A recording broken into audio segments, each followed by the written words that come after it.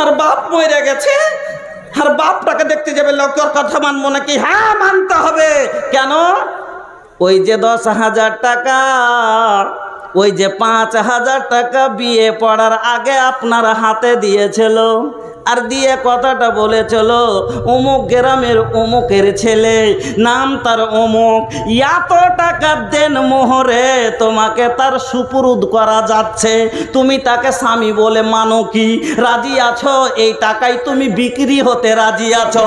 সেই দিন তুমি সাইন করেছিলে বা কবুল বলেছিলে, মাথা ঝুঁকিয়েছিলে, সেই দিন তোমার জীবনের খুশি, জীবনের দুঃখ, তোমার আরমান অভিমান সব সেদিন তোমার স্বামীর মনে লিখে দিয়েছ। আর তোমার চলবে না, আর তোমাকে মানতে বসে তোমার স্বামী, তোমার হুকুম আর চলবে না। সেই দিন তুমি সব বিক্রি করে দিয়েছ। ও বোনেরা আমার, এই যদি তোমাকে গুনহার কাজে বলা হয় তাহলে মানতে হবে না। আর যদি এইরকম উদাহরণ দিয়েও বুঝিয়ে দিলাম, বাবার মৃত্যু দেহ যদি দেখতেও না দেয় তবে মেনে নিতে হবে। নবীজি বললেন 2 নাম্বার আলমারাতো এজা সল্লাত খামসাহা, 4খানা কাজ মা। নবীজি আমার বললেন 4খানা কাজ যদি কোনো মহিলা দুনিয়ার, কাউরির ধলো পছন্দ, কাউরির কালো পছন্দ, কাউরির লম্বা পছন্দ, কাউরির বেটে পছন্দ, কাউরির কিছু, কাউরির কিছু, আপনার যে যেরকম ভালো চাই দিতে নেই বিছে নেয়। এবার গাড়ি নিয়ে আসলেন, আসার পরে ড্রাইভার যদি আনাড়ি হয় গাড়ি চলবে না, আর গাড়ি ভালো হয় ড্রাইভার আনাড়ি। যদি গাড়ি আমদাড়ি যাকে বলা হয়, আমরা হিন্দি ভাষায় বলি আনাড়ি, অর্থাৎ আনজান, অজ্ঞ। যদি অজ্ঞ হয় গাড়ি তো ভালো, কিন্তু ড্রাইভারই ভালো নয়, গাড়ি চলবে না, অ্যাক্সিডেন্ট হবে। আর যদি আপনার ড্রাইভার তো হেভি পাকা, কিন্তু ইঞ্জিনের মধ্যখানে এক খোঁট আছে, ইঞ্জিনটাই খারাপ, গাড়ি খারাপ, তবু চলবে না। তাই বললাম দুধ তাকে সমান, যার যেটা কাজ তাকে করতে হবে। আমার বন্ধুরা, তাহলে জীবনের গাড়ি একটা স্ত্রী আনার পরে আসল জীবনের গাড়ি আমাদের শুরু হয়, চলতে শুরু হয়। তার আগে তো আমরা কিছুই বুঝি না, বাবার হোটেলে খাই, মার তৈরি করা খাই, আর নিজে নিজে যেখানে মন হয় সেখানে ঘুমাই, যেখানে যাই সেখানে যাই, তার আগে কিছু নেই। কিন্তু আসল জীবনের গাড়ি শুরু হয় স্ত্রী আনার পরে। এবার স্ত্রী আপনি নিয়ে আসবেন, আপনার স্ত্রীকে চালাতে গেলে একটা স্ত্রীর ওপরে তার স্বামীর হক 6টা, আপনাকে আমি বলবো। আর একটা স্ত্রীর হক হলো স্বামীর ওপরে 4টে। বিনা লাইসেন্সে গাড়িও চলবে না, ড্রাইভার যদি পাকা হকার লেগে লাইসেন্স না থাকতে গেলে ফের মাইর খেবে। তো ভাই প্রথম আসেন আপনাকে শুনাই 6খানটা হক স্ত্রীর ওপরে পুরুষ হলো প্রাধান্য পায় কিনা। কেন? আর রেজালু কাওয়ামুনা আলান নিসা, পুরুষ হলো হাকিম, ই হলো ড্রাইভার, আর ও হলো গাড়ি, তাহলে চলবে। তো ড্রাইভার হলো আসল, তো ড্রাইভারের ওপরে আসল প্রথমে ড্রাইভারের কি কি কাজ, যে আর গাড়িকে কি কি সার্ভিস দিতে হবে সেটা আগে বলি। হ্যাঁ, গাড়িকে কি কি সার্ভিস দিতে হবে আর ড্রাইভারকে কিভাবে নিতে হবে, আসুন আগে স্ত্রীর ওপরে স্বামীর হক 6খানটা বয়ান করছি আমি, আপনারা শুনবেন। 1 নাম্বার হক, স্বামীর হক স্ত্রীর ওপরে, মা বোন ভালো করে শুনবেন। স্বামীর খেদমত, স্বামীর সেবা। হাসান বিন মহসিন বর্ণনা করছেন, একদিন আমার পিসি আল্লাহ রসুলের বাড়িতে গেলেন কোনো কাজ বিশেষে, কোনো কাজে। হাসান বিন মহসিন বলছেন যে কোনো কাজে আমার ফুফু রাসূলের বাড়িতে গেলেন। এবার আল্লাহর রাসূলের বাড়িতে গেলেন, কাজটা হয়ে গেছে, বেরিয়ে আসছেন, পিসি রাসূলের বাড়ি থেকে বেরিয়ে আসছেন। আল্লাহর রাসূল মহিলাকে ডাক দিয়ে বলছেন, শোনো তোমার স্বামী আছে। বলছে, ও তোমার স্বামী আছে গো? বলছে, হ্যাঁ হুজুর আছে। কইছে আচ্ছা তুমি বলো তো তোমার স্বামীর সাথে কেমন খিদমত করো? কি বলছেন? মহিলা বলছেন হুজুর যতক্ষণ থকে না যায়, ক্লান্ত না হয়ে যায়, मैं इस हद तक उसकी खिदमत करती हूँ कि यहाँ तक के थक ना जाऊं, যতক্ষণ খাস্তিয়া না যায়, ক্লান্ত না হয়ে যায়। অর্থাৎ কথার মানে হলো যত দূর সম্ভব আমার দ্বারা থেকে হয় আমি খিদমত করি। নবীজি বলছেন শুনো ফাঞ্জরি ফাঞ্জরি, তুমি ভালো করে জেনে নাও, তুমি কথাটা বুঝে নাও।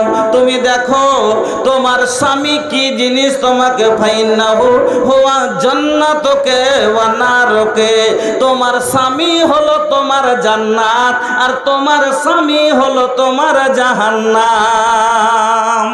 তোমার স্বামীর খিদমত করে যদি খুশি করতে পারো জান্নাত পাবা, আর যদি স্বামীকে রাজি না করতে পারো, স্বামীর খিদমত না করো, জাহান্নামে যাইবা। নবীজি বলে দিলেন ফাইন্নাহু হুয়া জান্নাতুকে ওয়া নারুকে, তোমার স্বামী হলো তোমার জন্য জান্নাত আর তোমার জন্য জাহান্নাম। এক নাম্বার হলো স্বামীর খেদমত করতে হবে। এবার 2 নাম্বার, তাড়াতাড়ি চলেন। নাম্বার 2, স্বামীর খিদমতের পরে 2 নম্বরে হলো ফরমা বরদারি, অর্থাৎ কথা মেনে চলা। এবার বলবেন মৌলভী সাহেব তাবেদারি করা, স্বামীর কথা মতো চলা। এবার ইয়াতে অনেক কথা আছে, সব কথাই কি তার মানবো? মাঝে মাঝে মারে আর বলে তোর বাপের কাছ থেকে টাকা নিয়ে আয়। তাহলে আপনি বললেন স্বামীর তাবেদারি করতে হবে, তাহলে কি করব? রোজ যাব আর বাপকে বলবো টাকা দাও, না হলে তোমার জামাই মারছে। আছে না নাই? এরকম লোক আছে না নাই? আজ বলছে ঘড়ি নিয়ে আয়, কাল বলছে টাকা নিয়ে আয়, পরশু বলছে এটা লাগবে। এই করতে করতে বাবার পুরো সম্পত্তি যদি দিয়ে দেয় তবু তার পেট ভরবে না। আল্লাহ রে আল্লাহ, এইরকম दहेज के लोभी। ए बाबू, दोसर माल पर तकिया मत लगावा, मत लगा तकिया अपने ससुर के माल पर, मत लगा तकिया अपन ससुर के माल पर, वरना होगा जोरू का गुलाम भैया, वरना होगा जोरू का गुलाम भैया। अपने मेहनत के पैसे पे करना गुमान, अपनी मेहनत के पैसे पे करना गुमान, खाना हलवा पूड़ी दोनों शाम भैया, लेना अल्लाह व मोहम्मद का नाम भैया। ना देना बीबी को कभी डंडे की मार, ना देना अपनी बीबी को डंडे की मार, वरना होगा तेरा चक्का जाम भैया, लेना अल्लाह मोहम्मद का, लेना अल्लाह मोहम्मद का नाम भैया। तू न बिकना हरगिज जहेजों के बाजार में, ना बिकना हरगिज जहेजों के बाजार में, न करना अपनी इज्जत नीलाम भैया, न करना अपनी इज्जत नीलाम भैया। আমার বন্ধুরা, আমার ভাইজানেরা, আমার মা পর্দানশীন মা বোনেরা শুনলেন নবীজি কি বললেন, যে তুমি কি করো? স্বামীর তাবেদারি করো, স্বামীর তাবেদারি করো। এবার স্বামীর কথা মতো চলতে হবে, কিন্তু কোন কথাটা মানতে হবে? আল্লাহ বলে দিলেন শোনো, লা তা'তা ফি মাসিয়াতিল্লাহ। নবীজি বলে দিলেন শোনো, লা তা'তা ফি মাসিয়াতিল্লাহ। আল্লাহর মাসিয়াতে অর্থাৎ গুনাহ যদি করতে বলে, এটাতে স্বামীর তাবেদারি করা দূরে, কাউরির বাপেরও কথা মানা যাবে না, স্বামীরও কথা মানা যাবে না। যে কাজে গুনাহ হবে, আপনার মা, আপনার স্বামী আপনাকে বলছে নামাজ পড়িস না, মেনে নেবেন নাকি?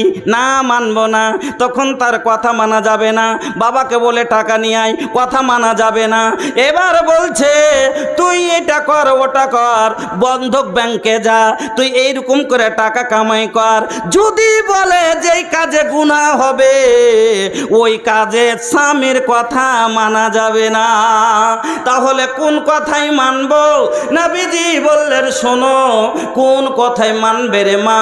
আমি আপনাকে ভালোভাবে বুঝিয়ে দিই।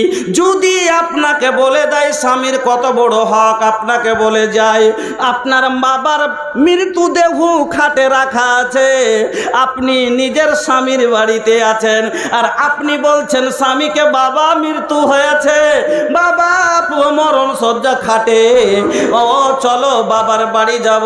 আর স্বামী যদি বলে দেয় না যেতে দেব না, তাও তোমাকে মেনে নিতে হবে। তোমার ভাইয়ের লাশ যদি পড়ে থাকে আর তোমাকে যদি স্বামী বলে দেয় না যেতে হবে না, তুমি যেতে পারবে না, তখন তুমি বলিও না। হ্যাঁ, নিয়াতে করে যেতে পারে। জান্নাতি মহিলা কারা? নবীজি বলে দেখিয়ে দিলেন চারখানা কাজ, জান্নাতের 8খানা দরওয়াজা, 4টা কাজের বিনিময় 8খানা দরজা খোলা হবে। যদি কোনো মহিলা 4টা কাজ দুনিয়াতে করে যেতে পারে, 8খানা জান্নাতের দরজা আল্লাহ রব্বুল আলামিন সেদিন খুলে দিয়ে বলবেন যেখান দিয়ে ইচ্ছে সেইটা দিয়ে ঢুকে যাও। 4খানার মধ্যে নাম্বার 1, আল্লাহ পাকের নবী বলছেন আলমারাতো এজা সল্লাত খামসাহা, যে মহিলা 5 ওয়াক্ত নামাজ আদায় করবে। 40 বছর পার হয়ে গেল, আল্লাহ রে আল্লাহ, 40 বছর 45 বছরের মহিলা এখনো পর্যন্ত 5 ওয়াক্ত কায়েম নামাজি হতে পারেনি। কত কেমন আল্লাহ, আল্লাহর দিন থেকে কত দূরে। ওগো মা, আপনার 5 ওয়াক্ত সালাত যে কটা দিন আল্লাহ আপনার জন্য মাফ করে দিয়েছে, মাসে 5 দিন 7 দিন ঋতু অবস্থায় যেটা তোমার কাটে, সেটা আল্লাহ তোমাকে মাফ করে দিয়েছে। আল্লাহর রাসূলের জামানায় আম্মা আয়েশার একটা কথা শুনেন, রাসূলের জামানা ওর মহিলারা কিরকম ছিল, কত আল্লাহর ভয় ছিল। নামাজ ছুটে গেলে গুনাহ হবে, জাহান্নামে যেতে হবে। আজ 40 বছর পার করে দিয়েছ, এখনো নামাজ হয়নি, এখনো নামাজি হতে পারোনি। ও মা, আম্মা আয়েশার জামানায় মহিলারা ঋতু থেকে ভালো হওয়ার ঘাটা তাকাতো, কখন ভালো হবে আর কখন নামাজ পড়ব। কারণ ঋতু ভালো হওয়ার পরে, মাইনা ভালো হয়ে যাওয়ার পরে যদি নামাজ ছুটে যায় গুনাহ হয়ে যাবে। এই গুনাহ নামাজ ছুটে না যায় তার ভয়ে মহিলারা করতো কি, যেমনই और হাইজের নিয়ম হলো কি, প্রথম কালো কালো মরা মরা পচা খুন আসবে, রক্ত আসবে, তারপরে যখন কমে যাবে ভালো হয়ে আসবে, তারপরে হলুদ হলুদ ভাবে পানি আসবে, তারপরে সাদা হয়ে আসবে। যখন সাদা দেখে নিলা জানো তোমার ঋতু শেষ, ফরজ গোসল করে এবার তোমাকে নামাজ আদায় করতে হবে। আম্মা আয়েশা বলছেন মহিলারা কত কি তুলাতে করে, ওই যে ঋতু নিঃশেষ হতো তুলাতে অনেক মহিলা করতো কি যে আমি ভালো হলাম কিনা বুঝতে যদি না পারতো আমাকে তুলাতে এনে দেখাতো যে আমি ভালো হয়েছি কিনা। কারণ নামাজ না ছুটে যায়, যদি নামাজ ছুটে যায় আমি জাহান্নামে চলে যাব। আর আজ 50 বছরের মা পাবেন এখনো না বেনামাজি হয়ে আছে। 1 নম্বর নবীজি বললেন আলমারাতো এজা সাল্লাত খামসাহা, যে মহিলারা 5 ওয়াক্তের নামাজ পড়বে, ওয়া সামাত সাহরাহা, রমজান মাসের রোজা রাখবে। রমজান মাসের অনেক মহিলা রোজা রাখে, কিছু মহিলা রমজান মাসের রোজা, রমজানে বাচ্চা হয়ে গেল, 10টা রোজা ছুটেছে।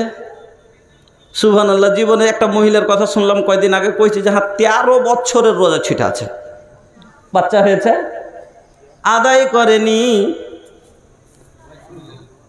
করেনি। জবাব আল্লাহর কাছে দিতে হবে। ওয়াসামাত সাহারাহা, যারা রমজান মাসের রোজা, ফরজ রোজা আদায় করবে, ওয়া আহসানাত ফারজাহা, আর নিজের সততার খেয়াল রাখবে, লজ্জা স্থানের